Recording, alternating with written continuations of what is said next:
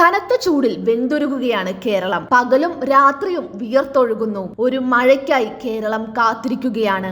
അടുത്ത കാലത്തൊന്നും അനുഭവിക്കാത്ത തരത്തിലുള്ള ചൂടാണ് കഴിഞ്ഞ കുറച്ചു നാളുകളായി അനുഭവപ്പെടുന്നത്. കേരളത്തിന്റെ കാലാവസ്ഥയിൽ വലിയ മാറ്റങ്ങളാണ് നാം കാണുന്നത്. പ്രളയത്തിന്റെ രൂപത്തിൽ ഈ മാറ്റങ്ങൾ ഒരിക്കൽ നാം കണ്ടു. ഇപ്പോൾ ഇതാ ഉഷ്ണതരംഗം. പാലക്കാടിന് പുറമെ തൃശൂരിലും ഉഷ്ണതരംഗം സ്ഥിരീകരിച്ചതോടെ അതീവ ജാഗ്രത പാലിക്കണമെന്ന് ദുരന്ത നിവാരണ അതോറിറ്റി മുന്നറിയിപ്പ് നൽകി.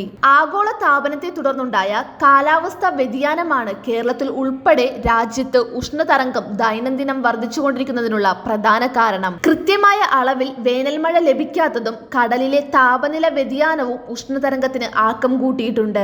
അന്തരീക്ഷ താപനില തുടർച്ചയായി സാധാരണയിൽ കൂടുതൽ ഉയർന്നു നിൽക്കുന്നതിനെയാണ് ഉഷ്ണതരംഗം എന്ന് പറയുന്നത്. ഇതുവരെ അനുഭവിച്ചിട്ടില്ലാത്ത തരത്തിലുള്ള കൊടും ചൂട് മൂലം നിത്യജീവിതം പോലും ദുസ്സഹമായ സാഹചര്യമാണുള്ളത്. ഉഷ്ണതരംഗം മൂലമുള്ള ശാരീരിക ബുദ്ധിമുട്ടുകൾ ഒഴിവാക്കാൻ സ്വയം പ്രതിരോധം വളരെ പ്രധാനമാണ്. രാവിലെ 11 മണി മുതൽ വൈകുന്നേരം 3 മണി വരെ നേരിട്ട് സൂര്യപ്രകാശം ഏൽക്കാതിരിക്കാൻ ശ്രദ്ധിക്കണം. എപ്പോഴും റൂം ടെമ്പറേച്ചറിലെ വെള്ളം മാത്രം കുടിക്കാൻ ശ്രമിക്കുക.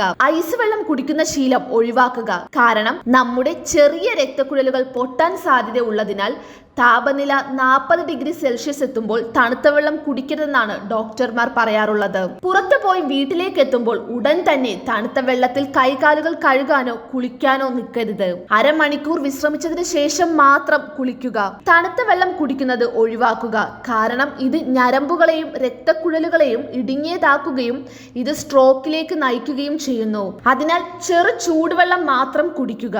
അയഞ്ഞതും ഇളനിറത്തിലുള്ളതുമായ കോട്ടൺ വസ്ത്രങ്ങൾ ധരിക്കുക. ക്ഷീണം, തലകറക്കം, ഛർദി, ബോധക്ഷയം, ശക്തമായ തലവേദന, പേശീവലിവ്, ഉയർന്ന ശരീര താപനില എന്നിവ സൂര്യതാപത്തിന്റെ ലക്ഷണങ്ങളാണ്.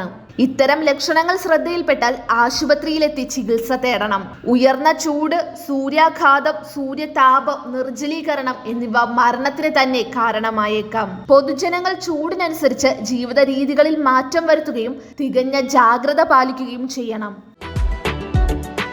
You are watching India's first NGO television, Malanadu TV India.